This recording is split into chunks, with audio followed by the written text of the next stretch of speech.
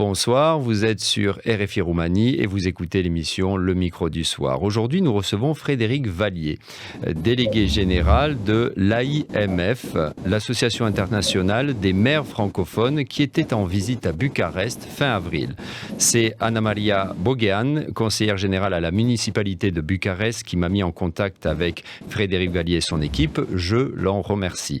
Avec lui, nous allons évidemment revenir sur son séjour en Roumanie. Mais d'abord, qu'est-ce que l'AIMF, ce qu'elle promeut, son actualité? Frédéric Vallier, bonsoir. Bonsoir. Merci d'être avec nous. Nous n'avons pas l'habitude de recevoir des délégués généraux de votre type, je dirais, ici à notre émission. Donc c'est un vrai plaisir. Alors parlez-nous de l'AIMF d'abord. Comment cette association est née, ce qu'elle promeut et son actualité dans les grandes lignes. L'AIMF, donc l'Association internationale des maires francophones, réunit l'ensemble des maires des villes capitales de l'espace francophone et des métropoles. Alors, à ce titre, évidemment, l'AIMF est opérateur de l'Organisation internationale de la francophonie, opérateur de la francophonie et participe au développement de la francophonie dans le monde. L'association a été créée en 1979 par le maire de Paris de l'époque, Jacques Chirac, et le maire de Québec, Jean Pelletier, qui sont considérés comme les deux fondateurs. Et puis, l'association a grandi et aujourd'hui, nous réunissons 350 villes dans 57 pays dans le monde, dont bien sûr la Roumanie, qui est un pays qui est partenaire de la francophonie. Et donc notre objectif est double, à la fois permettre aux maires de se réunir, d'échanger des pratiques, d'apprendre les uns des autres, de se connaître, de créer des liens de confiance et d'amitié, mais aussi de développer des programmes de coopération. Et à ce titre, l'AIMF a son propre fonds de coopération qui permet d'investir dans les villes francophones pour des projets directement liés à l'action locale, à la fois des projets essentiels à la vie de la ville, mais aussi des projets culturels, des projets d'éducation, des constructions d'écoles, par exemple, dans les pays du Sud, mais aussi des projets d'assainissement, de gestion de l'accès à l'eau, etc., etc. Donc c'est une mission à la fois de solidarité, mais de construction culturelle entre les villes francophones. D'accord. Et quand vous dites que vous êtes opérateur de la francophonie, c'est-à-dire quel est le lien entre l'AIMF et l'Organisation internationale de la francophonie ? Alors, nous sommes indépendants de l'OIF, mais nous sommes reconnus opérateurs par les chefs d'État de la francophonie. D'accord. Donc, il y a quatre organisations qui sont opérateurs. L'AIMF, l'Université Sangor d'Alexandrie, qui est l'université de la francophonie, l'AUF, qui est l'agence universitaire francophone, qui réunit les universités de l'espace francophone, et TV5 Monde, que vous connaissez sans doute, qui est le média francophone international de télévision. D'accord, merci Frédéric Vallier pour ces précisions. Alors, vous êtes le délégué général de cette association depuis 2 ans. Avant cela, et vous me direz si je me trompe, vous avez notamment été le secrétaire général du Conseil des communes et régions d'Europe de 2010 à 2022, poste au sein duquel vous vous êtes particulièrement impliqué, et là je cite les informations que votre EPIC m'a transmises, dans l'élaboration des objectifs du développement durable et la reconnaissance des autorités locales dans la lutte contre le changement climatique. Quelque part, le lien entre ces deux postes est me semble-t-il naturel. En d'autres mots, comment, selon vous, la protection de l'environnement doit-elle désormais être au cœur de tout développement urbain ? On le voit chaque année avec l'évolution du climat. On voit bien, je suis à Paris et cette semaine dernière, nous avons vécu une canicule exceptionnelle avec des températures qui ont atteint 43 ou 44 degrés dans la capitale française, ce qui est absolument exceptionnel. Mais l'exception devient la règle partout dans le monde. Et malheureusement, on voit bien que les événements climatiques extraordinaires se cumulent, que ce soit les tempêtes, que ce soit les ouragans, que ce soit les périodes de canicule ou, à l'inverse, les périodes d'extrême inondations ou perturbations. Et tout ça, c'est le résultat, malheureusement, du dérèglement climatique que nous vivons. Et les villes sont au cœur de cette action-là parce que, d'une part, elles concentrent les plus grandes parties de particules et de CO2, de production de CO2, et en même temps, elles sont les premières victimes de ces phénomènes. Donc, elles doivent à la fois agir pour protéger la population, agir pour adapter leur territoire. Aujourd'hui, les villes, elles sont confrontées à une nouvelle pensée urbanistique, c'est-à-dire comment est-ce qu'on verdit la ville, comment on diminue la place de la voiture, comment on fait en sorte qu'il y ait plus de parcs, plus de zones apaisées en termes de climat, comment on fait en sorte d'éviter les phénomènes d'inondation ou les phénomènes extrêmes, et en même temps comment on contribue à l'amélioration du climat en diminuant les émissions de gaz à effet de serre. Donc tout ça, c'est un travail. Bon, c'est comment dire, c'est quelque chose que je suis depuis très longtemps, puisqu'en fait, je travaille pour les collectivités locales et leurs réseaux depuis plus de 30 ans, à diverses fonctions, mais c'est un sujet qui m'intéresse et qui est important pour nous, pour les villes et pour les réseaux de villes, depuis, je dirais, une vingtaine d'années, parce qu'on a pris conscience que c'est dans les villes et au cœur des villes qu'on peut changer aussi les choses. Alors, évidemment, votre fonction vous amène à rencontrer beaucoup de gens, à faire pas mal de voyages un petit peu partout, et c'est vrai que dans la presse, enfin, dans les médias de façon générale, on entend parler des grandes lignes de ce qui se passe, et ce n'est pas très positif de façon générale. Mais vous, dans les gens que vous avez rencontrés toutes ces années, et toujours aujourd'hui, dans les voyages que vous faites, est-ce que vous diriez qu'au niveau local, vous avez été témoin, vous continuez à être témoin d'actions, de gens qui font des choses et qui font que certains problèmes arrivent à être résoudre. Quelque part, est-ce que votre opinion, malgré des données qui sont assez catastrophiques par certains à beaucoup d'égards, de façon générale, est-ce que quand même il y a des clairières qui permettent d'être un peu optimiste? Ben oui, moi je crois qu'il faut rester optimiste.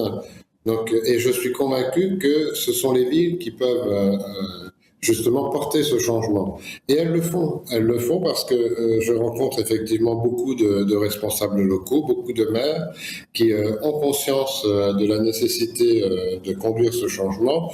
Et quelles que soient d'ailleurs les couleurs politiques, je dois dire que les maires ont conscience des changements à produire dans leur ville. Et on voit bien, d'ailleurs, si vous voyagez aussi un peu, ou si vous regardez un peu ce qui se passe dans les villes, il y a de plus en plus de zones à faible émission, ce qu'on appelle des zones protégées, beaucoup plus de piétonisation, beaucoup plus d'utilisation des transports en commun. Le développement du transport en commun ces 30 dernières années a été très important.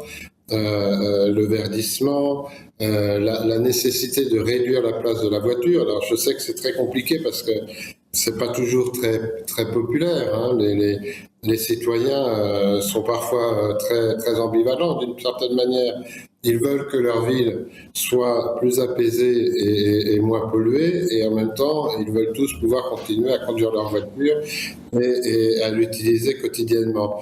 Mais il faut aussi, et c'est le rôle aussi des maires et des élus, les convaincre qu'il y a d'autres choix possibles. Et aujourd'hui, on le voit dans certaines villes, où finalement le transport en commun est devenu la norme, où le vélo a repris sa place, il y a plus de pistes cyclables, plus de zones piétonnisées, comme je le disais tout à l'heure, et donc d'autres formes de mobilité qui permettent d'assurer une vie meilleure.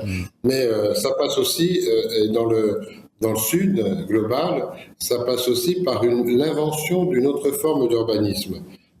C'est-à-dire qu'on a, c'est vrai, au XXe siècle, on a construit des villes qui étaient de plus en plus étendues, de plus en plus denses, de plus en plus grandes. Et aujourd'hui, on doit inventer un modèle de développement qui permet à la ville à la fois de se développer, parce que la population augmente encore dans beaucoup de parties du monde, mais en inventant des systèmes et des modèles qui, dès le départ, garantissent le verdissement, l'utilisation des transports en commun et la limitation au maximum des transports polluants, parce que c'est ça qui pose problème. Et donc vous avez en tête des exemples de villes du Sud, hein, je pense notamment par exemple à l'Afrique, qui passent des étapes et en mode accéléré, peut-être ne font pas les mêmes erreurs que nous et arrivent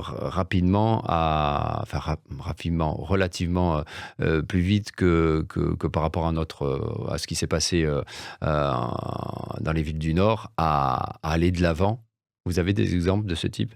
On a à l'AIMF, on a créé un réseau qui s'appelle Urbanisme en francophonie, qui réunit justement des chercheurs, des urbanistes, des élus locaux, des étudiants également, des jeunes, qui réfléchissent à la ville de demain et qui inventent un modèle de ville qui soit plus durable.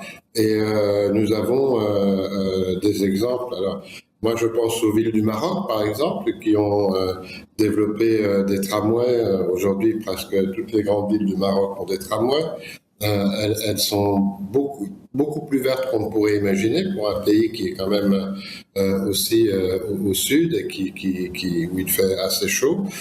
Mais je pense aussi à des villes comme Abidjan, où on travaille sur la restauration de la mangrove. Vous savez que les mangroves, ce sont ces zones un peu humides des côtes qui sont très, très attaquées par la pollution et par l'élévation du niveau de la mer. Donc il y a tout un travail aussi sur la restauration des mangroves qui protègent les côtes. Il y a tout un travail aussi sur le bassin de la Guinée, le golfe de Guinée, pour protéger les côtes de l'érosion. Et en même temps réfléchir à construire des villes qui puissent justement permettre de maintenir ces côtes et ces atouts. Voilà. Donc il y a des choses qui se passent. Il y a aussi des réflexions sur les méthodes ancestrales, par exemple, pour garder l'eau, puisque on a aussi beaucoup de zones qui sont touchées par la sécheresse. Et donc, il y a un retour, une réflexion sur comment les ancêtres faisaient pour garder la fraîcheur et garder l'eau dans les villes. Peut-être que ceux qui ont voyagé un peu ont eu l'occasion de visiter des villes où les rues sont très étroites, mais ça permet de garder le frais dans les villes l'été. Il y a des choses comme ça qu'il faut réimaginer pour sortir du modèle du XXe siècle avec les grandes avenues, la place de la voiture partout, qui n'est plus un modèle acceptable au XXIe siècle. Oui. Et parallèlement à ces nouvelles politiques d'urbanisme dont vous faites référence, est-ce qu'il y a aussi des formations, une politique d'éducation, de sensibilisation, parce que on le voit ici à Bucarest par exemple, mais il n'y a pas qu'à Bucarest, on voit que la voiture est véritablement, comme vous l'avez déjà dit, quelque chose d'important. Hein. On montre quelque part de quelle catégorie sociale on vient en ayant la plus grosse voiture et le plus voilà. Et donc ça, c'est quelque chose qui est encore très ancré. Ça se comprend aussi de par le passé du pays. La voiture, la belle voiture, pour ceux qui peuvent se le permettre, c'est assez récent. Et je me demande comment... quand une ville comme Bucarest va réussir à avoir, à mettre en place une politique urbaine efficace, quand on voit comment la voiture est ancrée dans les habitudes des citoyens. Mais oui, vous avez raison, la voiture, c'est un marqueur social. Quand on a une belle voiture, un beau SUV, on a l'impression qu'on est un peu socialement plus inclus. Il faut changer ça. Il faut changer cette mentalité. Moi, comment on fait pour changer cette mentalité? Il faut, ça passe par l'éducation, ça passe par les émissions comme vous en faites vous-même, aussi à la télévision, et puis faire comprendre peut-être aussi par les jeunes que finalement peut-être que le marqueur social de demain, c'est de pouvoir circuler à vélo dans la ville. C'est de pouvoir aller chercher ses enfants à pied à l'école dans un environnement apaisé et sain. C'est de pouvoir vivre de façon, propre et apaisée. C'est ça. Moi, je prends plaisir à pouvoir aller marcher à pied dans ma ville, découvrir des paysages qu'on ne découvre pas quand on est en voiture. Donc ça passe par une restauration de la ville et par une autre approche de la ville. Et je crois que même, vous voyez, à Bucarest, j'ai eu l'occasion de discuter avec le maire de Bucarest, qui est un jeune maire, qui a beaucoup d'idées, et je pense qu'il est assez convaincu aussi de la nécessité de réformer la ville pour faire plus de place aux cyclistes et de faire plus de place aux piétons, pour limiter la place de la voiture. Mais c'est vrai que vous avez raison, c'est pas toujours très populaire auprès des populations, donc il faut changer les mentalités. Et quand les gens changent d'habitude et découvrent que le plaisir qu'il y a à profiter de la ville autrement, je pense que ça se fait. Mais vous voyez, je vais prendre des exemples. La piétonisation, c'est quelque chose qui, au départ, quand un maire décide de piétoniser un quartier, il y a toujours des levées de boucliers, que ce soit les commerçants ou les riverains, qui disent « Ah là là, mon Dieu, je vais plus pouvoir venir en voiture, me garer, etc. » Puis une fois que c'est fait, les gens apprécient beaucoup, applaudissent, et finalement, il y a plus de monde dans les rues pour aller dans les commerces. Il y a moins de pollution et finalement tout le monde est content. Donc ça passe aussi parfois par de la volonté politique de changer les habitudes. Comment vous l'avez trouvé cette ville, Bucarest? Alors vous y êtes resté peu de temps, mais quel sentiment avez-vous eu quand vous l'avez traversée? J'étais déjà venu à Bucarest dans le passé. Dans mes anciennes fonctions, j'avais eu l'occasion de venir déjà. Moi, je trouve que c'est une ville qui a un potentiel énorme, qui est une ville avec un patrimoine qui est bien sûr encore à restaurer, mais qui a un potentiel énorme et où on peut effectivement mettre en place des politiques durables. Alors c'est vrai qu'il y a beaucoup de voitures, c'est très congestionné.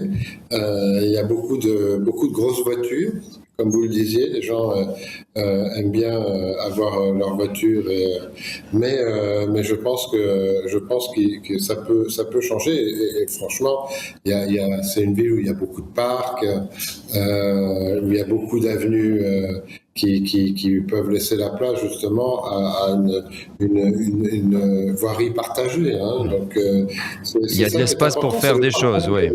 Il y a de l'espace pour faire les choses, et c'est important de dire qu'il faut partager la ville en fait. Il ne s'agit pas d'interdire les voitures parce qu'on oppose souvent les choses. Bien sûr que dans les villes de demain, il y aura encore de la circulation automobile, mais il faut savoir partager l'espace entre les différents modes de déplacement, et c'est ça qui est important. Et à Bucarest, il y a à peu près tout ce qu'il faut pour pouvoir faire ça. Et en vous écoutant, je pensais à une autre ville qui est tout près, c'est Chisinau, la capitale de la République de Moldavie. Je ne sais pas si vous avez eu l'occasion de la visiter. En tout cas, j'étais récemment. Et vous connaissez cette ville? Oui, je suis allé à Chisinau, Et là, qui est d'ailleurs membre de l'IMF aussi. D'accord, oui. D'ailleurs, je l'ai trouvée récemment, alors notamment au printemps, très verte et très francophone. Vous avez dans le centre des cafés qui portent un nom français, avec de la musique française. Elle est très verte, elle est très propre. Enfin, j'ai été vraiment charmé par cette ville et j'en profite pour saluer nos auditrices et auditeurs de Chisinau. En tout cas, alors c'est une plus petite ville, évidemment. C'est peut-être plus facile à gérer, mais en tout cas, je ne savais pas qu'elle faisait partie de votre association. Bon, c'est très bien, j'en suis ravi. Oui, tout à fait. D'ailleurs, je salue les habitants et les habitantes de Chisinau. C'est évidemment une ville plus petite, mais qui là aussi a beaucoup de potentiel et qui traverse des périodes quand même compliquées, avec le conflit en Ukraine. Et donc on a une pensée évidemment très forte pour les Moldaves et pour cette ville. Moi, je dois dire que il y a un lien très fort entre évidemment la Moldavie et la Roumanie. On sait pourquoi, mais aussi entre ces deux pays et la France, historiquement, culturellement. Ce sont des pays latins et nous partageons un grand socle de culture, on peut dire. Il y a énormément d'écrivains roumains qui ont écrit en français d'ailleurs et qui sont reconnus et qui participent de la culture francophone. Et donc pour nous c'est très important. Les universités roumaines accueillent énormément d'étudiants français, mais aussi francophones d'Afrique et d'ailleurs. Et donc, pour nous, c'est extrêmement important de conserver ce lien à l'intérieur de la famille francophone pour à la fois accompagner le développement de ces pays, le développement de ces villes, mais aussi pour garder cet esprit de réflexion que nous avons, le mode de réflexion que nous avons, qui est un peu différent du mode anglo-saxon. Et pour nous, c'est aussi un enjeu de maintenir ces liens et maintenir cette culture que nous avons en commun. Et précisément, quand vous dites que le mode de fonctionnement, enfin le mode de pensée entre la façon de faire anglo-saxonne et la façon de faire francophone est différente, est-ce que ça vaut aussi dans le développement urbanistique? Est-ce que vous différencieriez la façon de voir des anglo-américains, on va dire, avec la France francophone, pour le développement urbain? J'allais vous dire j'espère, parce que je connais bien aussi les États-Unis. C'est un pays que je respecte beaucoup, mais le mode de développement urbain qui a été et qui continue d'être celui des États-Unis, c'est un étalement urbain absolument gigantesque. Alors c'est vrai qu'ils n'ont pas les mêmes contraintes territoriales que nous, mais moi je ne sais pas si vous avez eu l'occasion de visiter Los Angeles. Pour moi, c'est un enfer, cette ville. Donc, une ville qui s'étale sur 50 km avec des pavillons à perte de vue, des voitures, des bouchons partout, et elle a une difficulté énorme à mettre en place des transports en commun parce que les distances sont trop grandes. Donc, c'est vraiment pas un modèle pour nous. Puis vous avez d'autres villes quand même. Pardon, excusez-moi, je vous coupe. Londres, par exemple, a mis par contre a mis en place des politiques comme une taxe pour entrer dans le centre de Londres, je crois. Je pense que c'est toujours valable. Tout à fait. Oui, écoutez, Londres a mis en place des politiques qui sont intéressantes aussi. C'est vrai que c'est une ville aussi où il y a beaucoup de travail qui a été fait sur ces questions-là. D'ailleurs, on travaille aussi avec nos amis anglais et d'autres pays, hein, pour voir. C'est vrai que on a en Europe, je pense qu'on a une réflexion qui est beaucoup plus avancée sur les questions de pollution, de qualité de l'air, de réduction de la voiture et de développement du transport en commun. Donc c'est des choses qu'on partage aussi à l'intérieur de l'espace européen. Mais je pense qu'on a, nous, francophones, j'allais dire peut-être un supplément d'âme à apporter, parce qu'on a conscience aussi du patrimoine, de l'enjeu que ça représente, de la culture en ville, de la construction d'espaces partagés peut-être et publics plus importants que dans des pays anglo-saxons où les choses sont beaucoup plus privatisées et où on a moins le sens du public, commun, ouais. Frédéric Vallier, j'ai une question sur projetons-nous un petit peu sur la ville de demain qui, semble-t-il, pourrait être, en tout cas ça se passe je crois déjà en Asie, peut-être en Californie, il y a des taxis volants. C'est pas du tout dystopique, hein, c'est en train de se réaliser, c'est-à-dire que voilà, il y a des villes qui vont être de plus en plus remplies le ciel des villes, non seulement avec les taxis volants, mais aussi les drones, va être de plus en plus pollué, semble-t-il, entre guillemets, avec des objets volants. Donc on sera sorti peut-être de la voiture individuelle pour rentrer dans une autre forme de pollution, ne serait-ce que pollution visuelle. Mais qu'est-ce que vous en pensez ? Alors, je crois que les taxis volants, c'est pas pour tout de suite quand même. Hein. Je pense ça peut arriver vite, oui. Voilà, on a de plus en plus de voitures sans conducteur. Ça, c'est quelque chose qui va se développer certainement. Des transports automatisés, d'ailleurs on en a déjà des métros automatisés sans chauffeur, etc.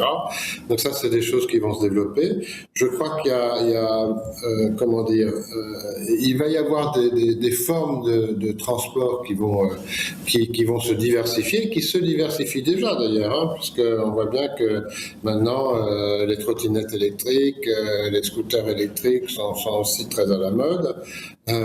Donc ça nécessitera pour les villes de réfléchir à comment on met en forme toutes ces modes de déplacement et comment on les intègre aussi à la ville. Alors moi je crois beaucoup qu'il va y avoir des modes de transport électriques, donc non polluants, qui vont se mettre en place. On suit ça avec beaucoup d'attention, mais je crois plus au transport collectif qu'au taxi volant, pour être honnête.